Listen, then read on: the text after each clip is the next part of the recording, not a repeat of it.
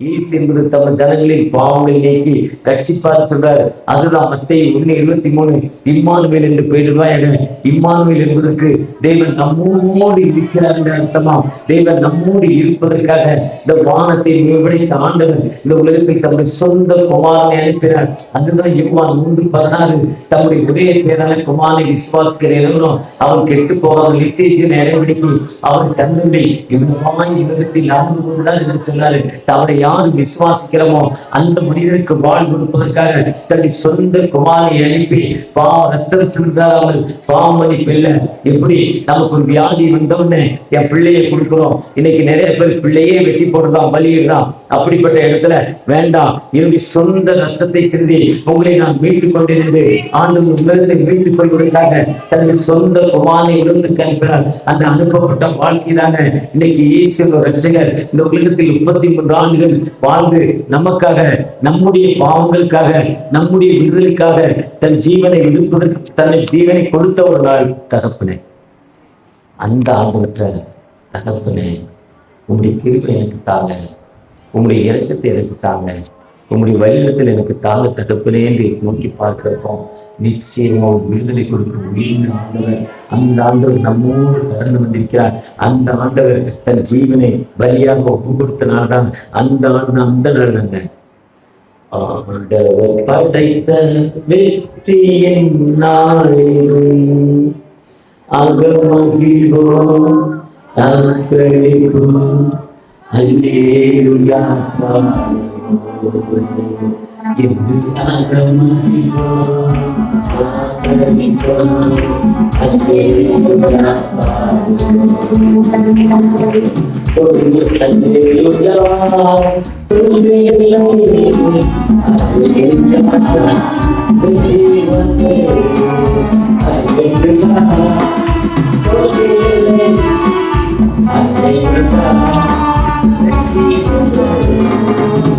எனக்கு உதவிடும் எனது ஆண்டவர் என் பக்கம் இருக்கிறார். எனக்கு உதவிடும் எனது ஆண்டவர் என் பக்கம் இருக்கிறார். உலக மனிதர் எனக்கு எதிராக என்ன செய்ய முடியும்?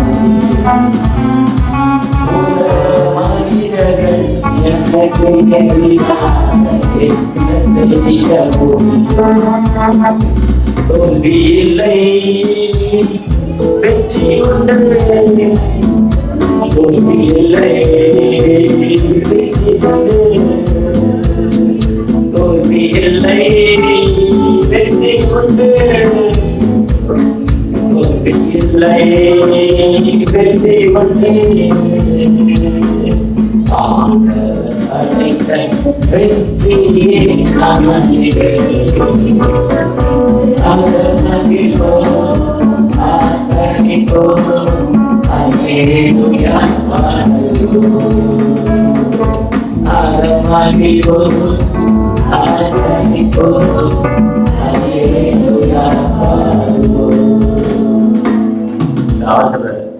இது வெற்றி நாள்.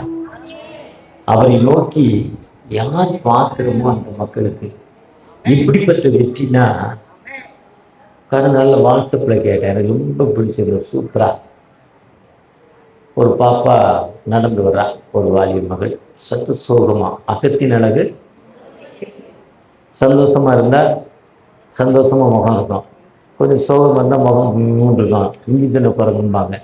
குரங்கு தெரியாமல் இஞ்சி கடிச்சா இஞ்சி கடிச்ச குரங்குகள் அந்த முகமே ஆயிடும். அதே மாதிரி இஞ்சி தின்ன குரங்குன்னு அதை. அதே மாதிரி முகம் தெரியும். அந்த பொண்ணு சோகமாக இருந்துச்சு. எடுத்த மாதிரி ஒருத்தர் வந்தார்.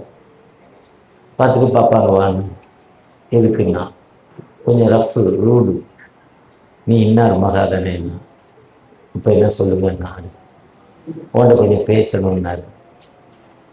நான் லவ் பண்ண இந்த பையன் வேண்டான்னு தானே சொல்ல போறீங்க, உங்கள் அட்வைஸ் எனக்கு வேண்டாம்.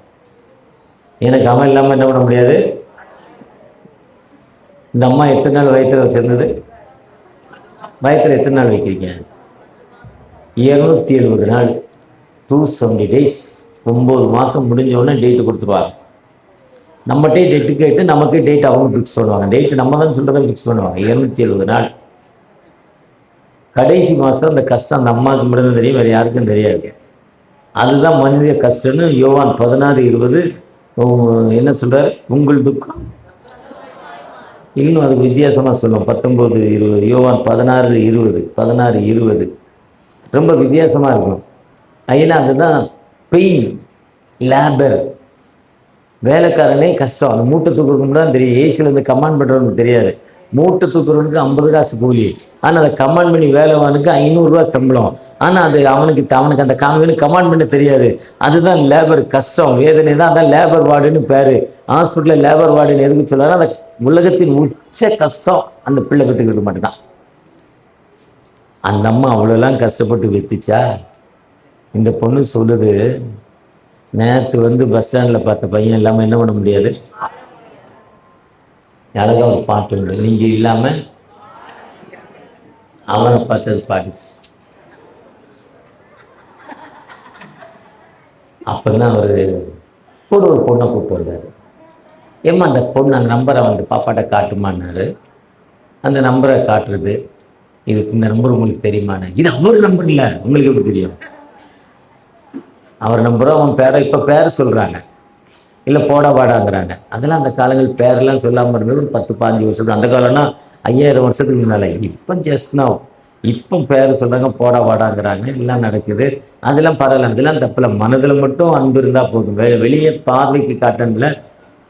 இப்போ இந்த நம்பருக்கு நான் போடுறேன், இந்த பாப்பா பேசும், நீ சத்தம் போடாத. இன்னும் இந்த பொண்ணு இன்னொரு பொண்ணு நம்பர்லேருந்து அந்த நம்பரை போட்டார். ஏர்டெல்லுக்கு போட்டால் ஏர்டெல் நம்பருக்கு நீங்கள் போட்டிங்கன்னா வர்றவங்க யார் போட்டாலும் இந்த ட்ரூ காலர் இல்லாமல் பேரை காட்டிடும். நீங்கள் ஏர்டெல்லாக இருந்து, நான் ஏர்டெல்லாக இருந்தால் நான் ட்ரூ காலரை எடுத்துட்டேன். ஏன்னா அதை தேடி அது 2 நிமிஷம் கேட்ச், எனக்கு 10 செகண்ட் லேட் ஆகுது. ஒரு ஃபோன் பண்ணால் 5 செகண்டு லேட் ஆகுது. 5 செகண்ட் இதுக்கு வேஸ்ட் பண்ணும். ட்ரூ காலர் இருக்கு இல்லை. ஒருத்தன் ஃபோன் பண்ண, என்ன விஷயம்? இப்போ உங்களுக்கு லோன் தரேன், கட் பண்ணிக்குவேன், பதிலே பேச மாட்டேன். உங்களுக்கு இது அது பதிலே பேச மாட்டேன். பிடிக்காத பேசுனா எப்போ நான் இப்போ இல்லைன்றவேன், அதுக்கு மேலே பேச முடியாதுன்றவேன். அதுக்கு மேலே சொன்ன ஃபோன் அதுக்கப்புறம் ஆன் பண்ண மாட்டேன், இல்லை பிளாக் காலரில் போட்டு போய்கிட்டே இருப்பேன். அதனால ட்ரூ காலர் நான் வச்சுக்கல. இப்போ ட்ரூ காலர் மாதிரி பேரே வந்துடுது. போட்ட உடனே அந்த பொண்ணு பேர் அவனுக்கு போயிடுச்சு. இன்னொரு பொண்ணு பண்ணுது, ஹலோ எப்படி இருக்கீங்கன்னு கேட்குறா. உங்கள் முகம் ரொம்ப அழகாக இருக்குது, நான் ஃபேஸ்புக்கில் பார்த்தேன், இன்ஸ்டாகிராமில் பார்த்தேன். இன்னும் என்னென்ன கிராம், இந்த வால்யூம் இன்னும் என்னென்ன கிராம்லாம் இருக்குது பாப்பா? Facebook, WhatsApp, Instagram, Telegram. இது நல்லா அழகாக இருக்கீங்க, நல்லா இருக்கீங்க. உங்களோட நான் தினம் உங்களுடைய நண்பர், தினம் உங்களை வாட்ச் பண்ணிக்கிட்டு இருக்கேன், ரொம்ப சூப்பராக இருக்கீங்கன்னு அந்த பொண்ணு இன்னொரு பொண்ணு பேசிக்கிட்டு, உங்களுக்கு கேர்ள் ஃப்ரெண்ட் இருக்கான்னு கேட்குது. சேச்சே, நான் எனக்கு கேர்ள் ஃப்ரெண்டு, எனக்கு அது பிடிக்காது. அப்போ என்னைய உங்களுக்கு பிடிக்குது, நான் உங்களை, நீங்கள் என்னை கேர்ள் ஃப்ரெண்டு, அதுக்கு தான் நான் எதிர்பார்த்துக்கிட்டே இருக்கேன். நாம இப்போ இந்த பொண்ணு ஃபோன் வாங்கி என்ன பண்ணுச்சு? இதெல்லாம் என்னடா மனுஷன், இப்படித்தான் நம்ம வாழ்க்கையில் இருக்கிறோம். வாழ்க்கையில் நம்ம இப்படித்தான் எப்படி இருக்குன்னா, கடவுள் இதுக்குத்தான் சொந்த குமாரனை அனுப்பி, அந்த குமாரன் யோவான் 3:16, நீங்கள் ஒரு பையனை நேசிக்கிறீங்களா? முதல்ல ஒரு சர்ச்சில் முட்டி போட்டு ஜெபம் பண்ணுங்க, வீட்டில் ஜெபம் பண்ணுங்க.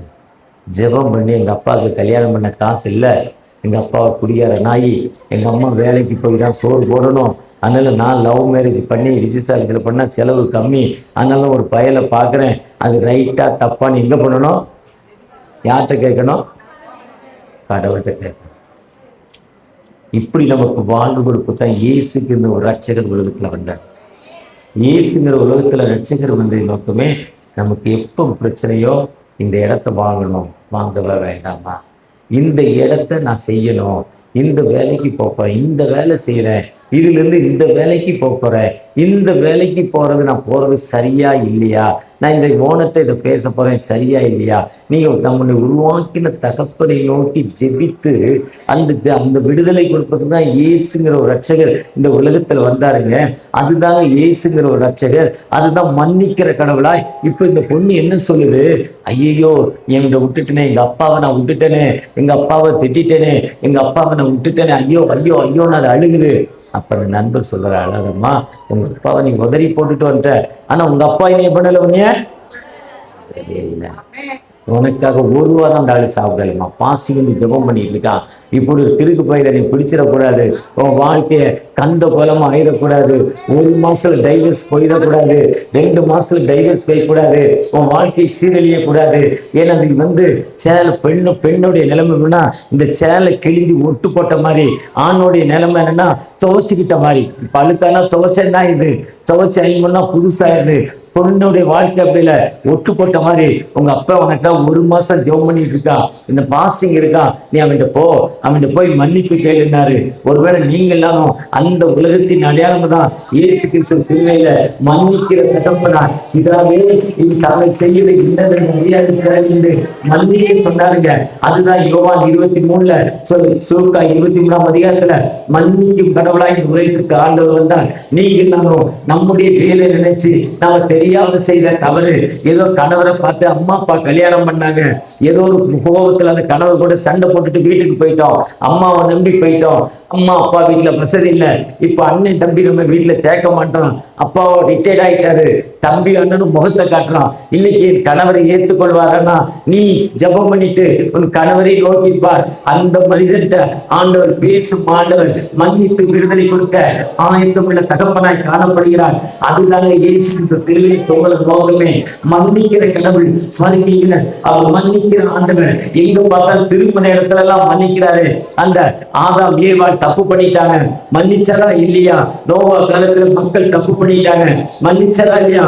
தப்பு பண்ணது மன்னிச்சது மட்டுமல்ல, யோவான் 3ஆம் அதிகாரத்துல சொல்றாரு 15ஆம் வசனத்துல, இனி நோவாவின் காலத்தில் உண்டான இல்ல ஏசாயா 54ஆம் அதிகாரத்துல 15ஆம் வசனம் 54ல 9ஆவது வசனத்துல, இனி நோவாவின் காலத்தில் உண்டான சனக்குகள் எங்க உருவாகுது, இந்த மக்கள் செத்து போறாங்கன்னு மனம் இருந்த ஆண்டவருங்க.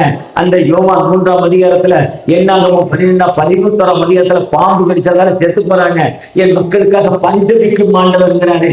நீங்க எல்லாரும் தவறு பண்ணிட்டோம், தவறு பண்ணதால எனக்கு வியாதி, அந்த வியாதி நிமித்தம் ஆண்டவர் உங்களுக்கு எனக்கு விடுதலை கொடுக்க மாட்டார். 30 வருஷமா பீடா போட்டேன், வாயில கேன்சர் வர மாதிரி ஆயிடுச்சு. இதெல்லாம் இந்த பட்டம் நான் இருக்கப்ப இப்படி எல்லாம் கிடையாது, ரொம்ப கம்மி விலை, எங்கேயாவது ஒரு ஊர்ல தான் இருக்கும். அந்த பாவம் இனியால விட முடியல. ஆனா ஆண்டவர் என்னோடு வரப்ப எனக்கு மன்னித்து விடுதலை கொடுத்துட்டாங்க. அந்த ஆண்டவர் உங்க மத்தியில வந்திருக்கிறாங்க. அவர் மன்னிக்கும் கடவுளுங்க. அந்த மன்னிக்கிற கடவுள்கிட்ட 2வது வசனம் என்ன சொல்றான்? தன்னை நினைத்து கடவுளுக்குள்ள போறான். என்ன போறான்? தன்னை நினைக்கிறான். நான் தவறு பண்ணிட்டேன். 2 கல்வன், ஒரு கல்வன், நீ நல்லவர், நீ வல்லவர், நீயும் வெளியே வந்துரு, எங்கேயும் கூட்டு போயாங்கிறான். ஆனா அடுத்த கல்வன் தன்னை உணர்ந்தான். அதுதான் 139 16 17 139 எங்க இருக்கு? கடைசி வசனம் வாசிங்க. வேதனை உண்டாக்கும் வழி என்னிடத்தில் உண்டோ என்று பார்த்து 16 17 139 24. அதுதான் 1 கொரிந்தியர் 11:28. தன்னை தான் சோதித்தறிந்து, தன்னை டெஸ்ட் பண்ணணும். சுகர் எவ்வளவு இருக்குன்னு டெஸ்ட் பண்றல, வெயிட் எவ்வளவு இருக்குன்னு செக் பண்றல, ப்ரெஷர் எவ்வளவு இருக்குன்னு ஹாஸ்பிட்டல் போனோன்னே ப்ரெஷர் செக் பண்ணுவாங்க, சுகர் செக் பண்ணுவாங்க, அப்புறம் வெயிட்டு செக் பண்ணுவாங்க. என் ஹைட்டு என் வயசு ஏடா சரியா இருக்கா, உங்க ஹைட்டு உங்க வயசு ஏடா சரியா இருக்கா, இதெல்லாம் மனுஷன். அதுதான் கடவுள்கிட்ட போகும்னு நான் சரியா இருக்கேனா, நான் தப்பு பண்ணியிருக்கேனா, என்ன தப்புன்னு அவங்க லிஸ்ட் அவுட் பண்ணிட்டு, எதுக்கு எனக்கு இன்னைக்கு தூக்கம் வரல, நேற்று ஒருத்தரை ஏமாத்திட்டு வந்துட்டேன், வீட்டுக்கார்ட்ட பொய் சொல்லிட்டேன், அம்மாவுக்கு கொடுக்க வேண்டிய துட்டு கொடுக்கல, மாமியாருக்கு சோறு போடுவது மாமியாருக்கு சோறு போடலை, அந்த அக்காவே வாடகை விட்டு தான் சாப்பிடுது வீட்டை, அந்த வாடகை கூட கொடுக்கவே முடிஞ்சா வாங்கிக்கோன்னு சொல்லிட்டு வந்துட்டேன். இவங்கெல்லாம் சொல்கிறோம்ல, சொல்லலாமா? அந்த அக்காவே வாடகை வந்தால் அதுக்கு சாப்பாடு, அதுவே வாடகை கூட்டினா என் காலி பண்ணிக்கணும்னு மிரட்டுறோம். தோத்திரம் கூட்டலைங்குது. தண்டல் அவசரத்துக்கு 1000 ரூபாய் கேட்குறேன், ஐயா சாமி கொடுன்னு. 4 நாள் கட்ட முடியுது, 5ஆவது நாள் கட்ட முடியல, ஐயோ முடிஞ்சா வாங்கிக்க போயா, இப்போ இல்லை வந்தா தருவேன் போ. இது பதிலா? அது தண்டல் நீங்க அந்த நேரத்தில் வாங்காம ஜெபம் பண்ணுங்க, நல்லா இருப்பீங்க, நல்லா இருப்பீங்க. கஷ்டம் எல்லா மனுஷனுக்கும் வரும். ஆனால் நீயோ கடன் வாங்காதிருப்பா. அநேக ஜாதிகளுக்கு இப்போ கடன் வாங்கினா தான் கதை. பாஸ் ட்ரெயினுக்கு வாங்க முடியல, கடன் வாங்கணும். இல்லை மெட்ரோவுக்கு கார்டு போட முடியல, ஜெபம் பண்ணுங்க. உங்களை நினச்சி ஜெபம் பண்ணணும். அதுதான் 2 நாடகம் 7ஆம் அதிகாரம். உன் தேசத்தில் பஞ்சமா, உன் தேசத்தில் கொள்ளை நோயா, உன் தேசத்தில் மழை இல்லையா? பஞ்சம்னா சோறு இல்லை, மழை இல்லைன்னா குடிக்க தண்ணி கிடைக்காது, கொள்ளை நோய்னா வியாதி வந்து செத்துக்கிட்டு இருக்கான், கொரோனா வந்து கூட்டமா, இதெல்லாம் இருக்கா? கவலைப்படாத.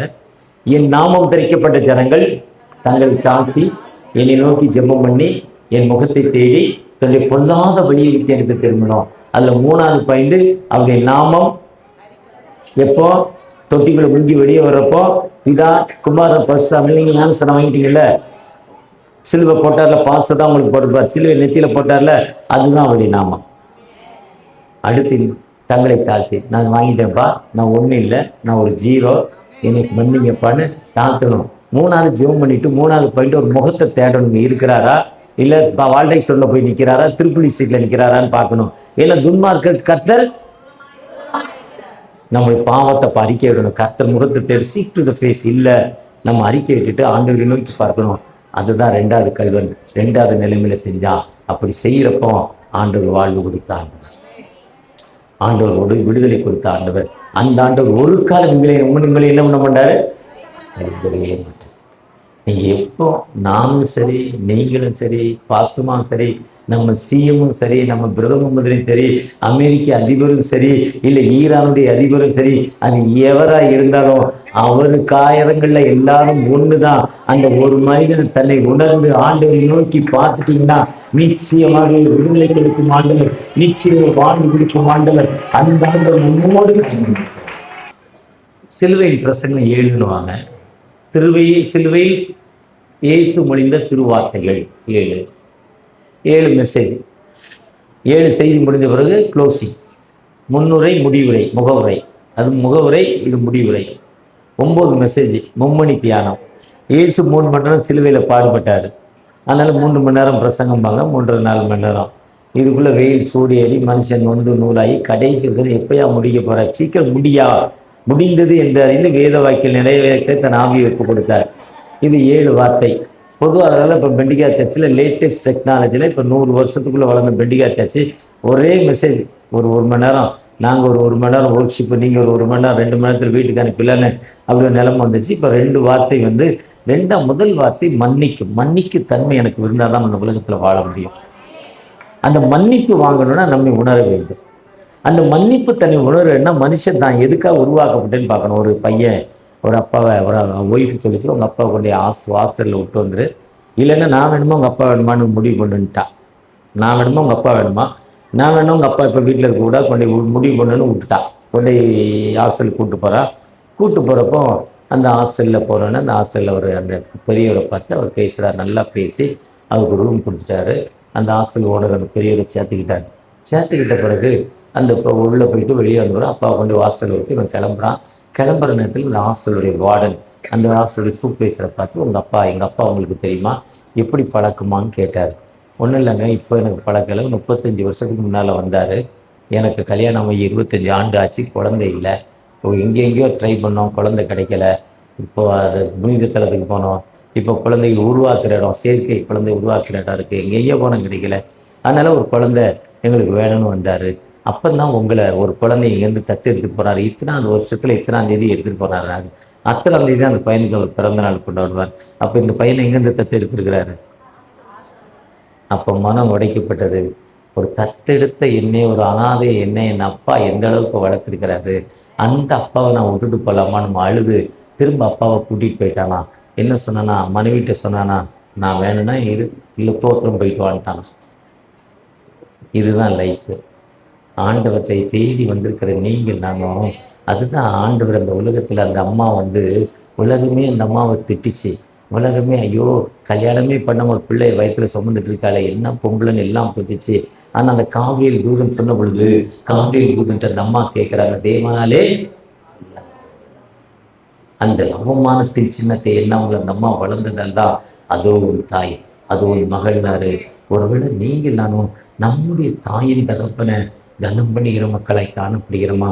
உன் வாழ்நாட்கள் நீடித்திருப்பதற்கு உன் தாயின் தகப்பனையும் கட்டளையில முதல் கட்டளை, முதல் 3 கட்டளை இஸ்ரவேலே கேள், உன் தேவனாகிய கர்த்தர் ஒருவரே என்று சொல்லிட்டு அடுத்து சொல்றாரு, வருஷத்துல ஒரு நாள் ஓய்வு நாளை பசுத்தம் ஆசரிக்கணும்னு சொல்லிட்டு உன் வாழ்நாட்கள் நீடித்திருக்க நான் யாருக்கு சொல்லப்படணும்?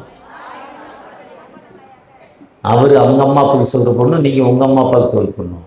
இல்லை இது மாமா மாமியார் எல்லாத்தையும் ஏற்றுக்கணும். அப்பதான் வாழ்நாட்கள் எப்படி இருக்கும்? ஒருவேளை சோறு, ஒரு இட்லி, 3 இட்லி சாப்பிட்ற, ஒரு இட்லி அம்மா அப்பா கொடு, 2 இட்லி நீ சாப்பிடு போதும். இல்லைன்னு மட்டும் சொல்லாங்க. பங்கு போட 2 பேரும் அண்ணன் தம்பி. அம்மா 30 முதல் ஜனவரி மாதம் இவர் பாதுகாத்தார். அடுத்த மாதம் 28 யார் பாதுகாத்தார்? அடுத்த மாதம் மார்ச் எத்தனை நாள்? இப்போ இவருக்கு எத்தனை நாள் குறைஞ்சிருச்சு? அதனால இவர் மார்ச் மாதம் 28ஆம் தேதி வெளியே அனுப்பிட்டார் போய்க்கு வாங்க. இப்போ 29, 30, 31 அந்த மாதிரி ரோட்டில் நிற்கிது. வாழ்க்கையில் நல்லா இல்லை. நேரடியாக பார்த்தேன், வாழ்க்கையில் நல்லா இல்லை. ஒரு மனிதனுக்கு ப்ரெஷர், எனக்கு சுகர் மாதிரி அவருக்கு ப்ரெஷர். என் வயசு. அவங்க அம்மாவுக்கு கை உடஞ்சிருச்சு. கை கெட்டு போட்டு அந்த அம்மா ஊற்றி போட்டுருவாங்க. ஒரு மாதிரி மென்டல் அப்செட் மாதிரி ஆயிடுச்சு. அவரே தலை செய்வார். அம்மா வேன் எடுப்பார், குளிப்பாட்டுவார், அம்மாவை குளிப்பாட்டுவார், பூ வைப்பார். பக்கத்தில் காலையில் வெளியே போகிறப்போ 1/2 மணி நேரம் 10 நிமிஷம் உட்காந்து அம்மாட்ட பேசுவார். என்னம்மா சாப்பிட்டியா, தலையை தடவி கொடுப்பார். நைட்டு எந்நேரம் வந்தாலும் அம்மாவை எழுப்பி ஒரு 10-15 நிமிஷம் பேசி தான் படுப்பார். அவருக்கு ஒரு நாள் சுகர் வியாதி அதிகமாகி, ப்ரெஷர் அதிகமாகி ஐசியூவில் உட்காந்துருக்காரு. டாக்டர் 2 நாள் கழித்து தான் சொல்லுவேன், செத்து போவான்ட்டான். அந்த அளவுக்கு ஐயாயிட்டு. ஆனால் சொல்லி 20 வருஷம் ஆச்சு, இன்றைக்கும் உயிரோடு இருக்கிறாங்க.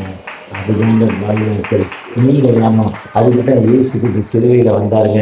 நீங்கள் எல்லாம் எப்படிப்பட்ட மக்களாய் வாழ்நாட்களில் நீடித்திருக்க மக்களாய் காணப்படுகிறோமா?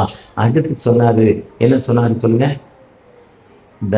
என் தேவனே ஏன் பிரேயர் எப்பொழுதும் ஜெபம் பண்ணுங்கள், இடைவிடாமல் ஜெபம் பண்ணுங்கள், எப்பொழுதும் கர்த்தரை துதியுங்கள். நீங்கள் ரோட்டில் போகிறப்போ, வர்றப்போ, பஸ் ஸ்டாண்டில் போகிறப்போ, மெட்ரோ ட்ரெயினில் போகிறப்போ, எலக்ட்ரிக் ட்ரெயினில் போகிறப்போ, வேலை செய்கிறப்போ, ஹவுஸ் கீப்பிங், ஒரு வீட்டில் நீங்கள் ஜெபம் பெருக்கிறீங்க, அந்த ஹவுஸ் கீப்பிங்கில் பாத்திரம் கழுவிட்டு இருக்கப்போ, இந்த பாத்திரங்களையே நான் சாப்பிடுங்கிறப்போ கர்த்தாவே உங்களுக்கு தோத்திரம் தோத்திரம் தோத்திரம் தோத்திரம் தோத்திரம் தோத்திரம்னு சொல்லிக்கிட்டே நீங்கள் விளக்குங்க.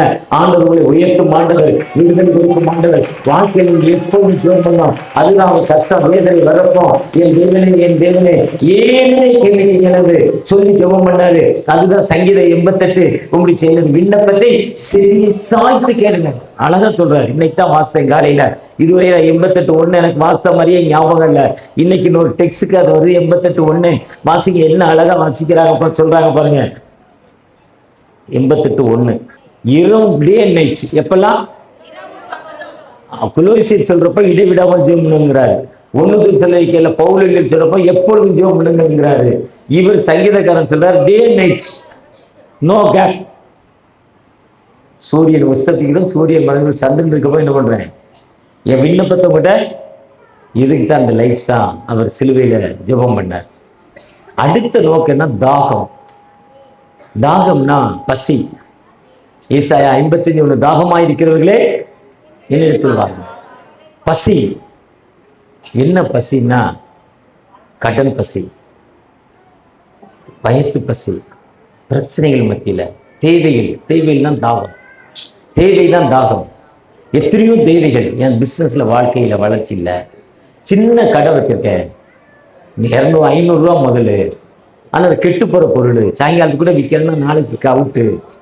ஆனால் லாபத்தை அதை கெட்டு போகுது. எனக்கு விடுதலை கிடைக்கா, எனக்கு வாழ்வு கிடைக்கா. அந்த தாகம்.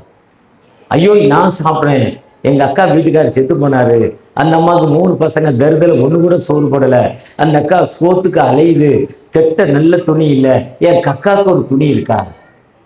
நாங்கள் இங்கே வரும்னா அந்தவங்கெல்லாம் இப்படி கஷ்டத்தில் இருந்தாங்க, நாங்கள் இன்னைக்கு இப்படி நல்லா இருக்கோம், அவங்க ஏன் இந்த சக்திக்கு வரமாட்டுறாங்க?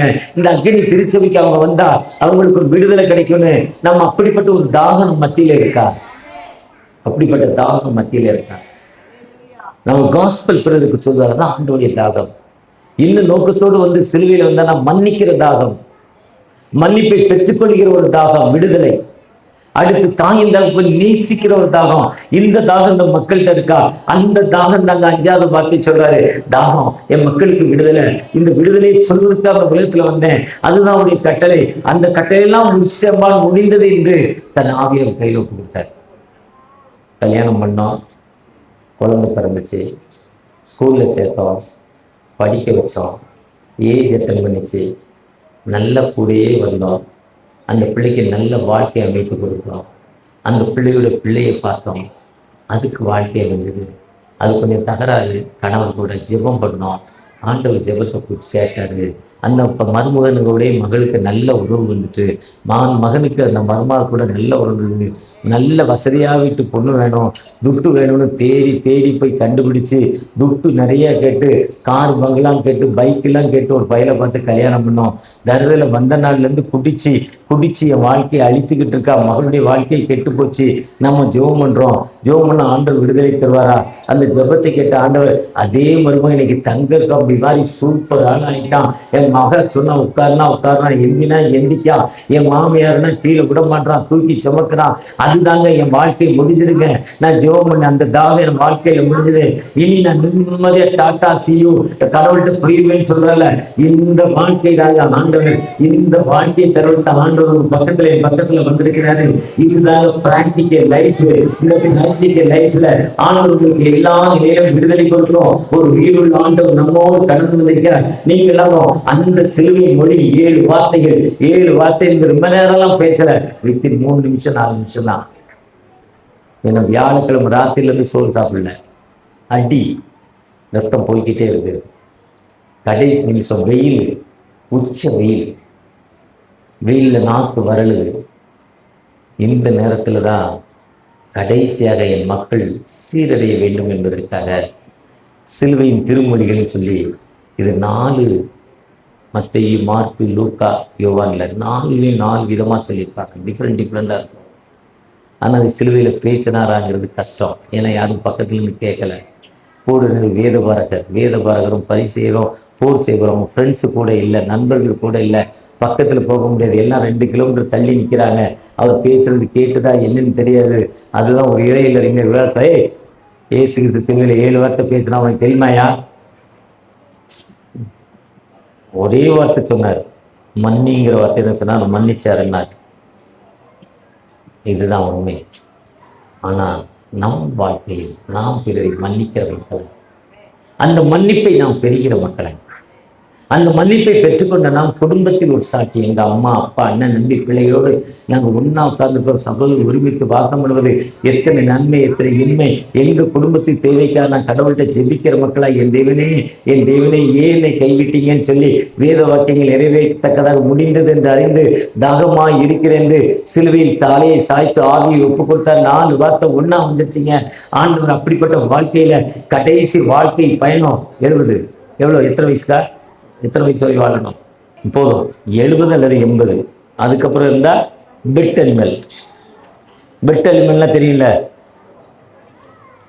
பெட்னா நாய், பூனை, ஆடு, மாடு, கோழி. அதை விட்டுட்டு விளைய போக முடியாது, பார்த்துக்கணும். அதே மாதிரி வயசான காலம் 70 to 80. இதுதான் வாழ்க்கை, இதுதான் முடிந்தது. அவர் வாலிப 33 வயசுல முடிச்சிட்டார் வாழ்க்கையை. அதை நல்ல போராட்டத்தை போராடினேன். அப்படிப்பட்ட வாழ்க்கையை நாம் அர்ப்பணிப்போடு செயல்படுப்போம். அந்த ஆண்டவர் நம்மை உயர்த்தும் ஆண்டவர், அந்த ஆண்டவர் நம்மை வழிநடத்தும் ஆண்டவர். ஏன்னா ஆண்டவர் எல்லாத்துக்கும் நல்லவராக இல்லை. யார் உண்மையாக கவனித்து உண்மையாக செய்தி சாச்சிங்களோ விளையாண்டுக்கிட்டு இருக்கிறவங்களுக்கு அவர் என்ன இல்லை, அவரும் காலம் வரப்போ விளையாண்டுட்டு போயிடுவார். அதுதான் உண்மை. நீ இதை கவனிக்காம உன் சொந்த காரியத்தை நீ பேசிக்கிட்டு இருக்கேன்னா ஆண்டவர் வந்து என்ன பண்ணுவார்? நீ கஷ்டத்தில் இருக்கப்போ, ட்ரெயினுக்கு டிக்கெட் இல்லைன்னு நிற்கிறப்போ அவர் கவனிக்காமல் போய்கிட்டே இருப்பார். இது என் வாழ்க்கையில் 66 வயசில் நான் படித்த பாடம். என் வாழ்க்கையில் நான் பிஸ்னஸ், என்னோட 1500 பேர் வேலை செய்கிறாங்க, எனக்கு கீழே 1500 பேர் வேலை செஞ்சுட்டு இருக்காங்க. நான் கடவுளை கவனிக்கலைன்னா அவர் என்னை கவனிப்பேன், கண்டிப்பாக. நான் கடவுளை கவனிச்சுட்டு வந்தா உனக்கு விரோதமாக உருவாக்கப்படும் எந்த வித ஆயுதமும். போன வாரத்துக்கு முந்தின வாரம் ஒரு பைக்கு தம்பி வந்து இடிக்க வர்றாரு. ரோடை கிராஸ் பண்ண போகிறேன். நான் பைக்கில் போவேன், 10 கிலோமீட்டர் மட்டும்தான் போவேன். ஒரு நாளைக்கு 20 கிலோமீட்டர் தான் ஓட்டுவேன், அதுக்கு மேலே ஓட்ட மாட்டேன். அன்றைக்கி அதுவும் முடியாமல் அந்த பக்கம் எங்கள் மகன் நிற்கிறான், காரில் போகலான்னு காருக்கு போகிறேன். ரோடை கிராஸ் பண்ணி ஹைவே ஆண்டாருக்கு போவோம். ஹைவே ஆண்டாருக்கு போவோம், பொன்னேரி ஹைவே. நிறைய வண்டி, பயங்கர டிராஃபிக். எப்படியாவது போயிடலான்னு பண்ணுறேன். 4 பைக் ஒன்றா வருது. அவங்கெல்லாம் கவனமாக வராங்க. போயிடலான்னு போனால் இன்னொரு 5-6 பைக்கு ஒரு தம்பி, வாலிப தம்பி, நம்ம மருமகன் மாதிரி ஒரு வாலிப தம்பி ஜிக்சாக் போட்டு வந்து இடிக்க போகிறார். 60 கிலோமீட்டர் ஸ்பீடில் வந்து என்னை இடிக்க போகிறார். கீழே விழுந்தால் தேராது, அவுட்டு. இடிக்க போகிறாரு. இங்கே கையை வச்சு தடுக்க போனேன், கீழே விழுந்து. இந்த கையில் மட்டும் சின்ன ஒரு காயம் உள்ள. ஆனால் ஆண்டவர் கண்மணி போல பாதுகாப்பு. அந்த ஆண்டவர் நம்மோடு கடந்து. நீங்கள் கடவுளை கவனிங்க, வேதத்தை வாசிங்க, வேதத்தை ஆராய்ங்க. எஸ்ரா 7ஆம் அதிகாரம் 10ஆம் வசனம், சங்கீதம் 19 சொல்றாரு, கர்த்தருடைய வேதத்தின் நினைக்கிற உத்தம மார்க்கத்தால் கர்த்தரை. அதுதான் நம்முடைய வாழ்க்கையை சரி பண்ணி கொள்வதற்கான குட் ஃப்ரைடே. ஒவ்வொரு வருஷமும் அந்த வாழ்க்கையை நம்ம சரி பண்ணி கொள்வோம். ஒரு நிமிஷம் கண்களை மீது ஆண்டவரை நோக்கி பார்ப்போமா?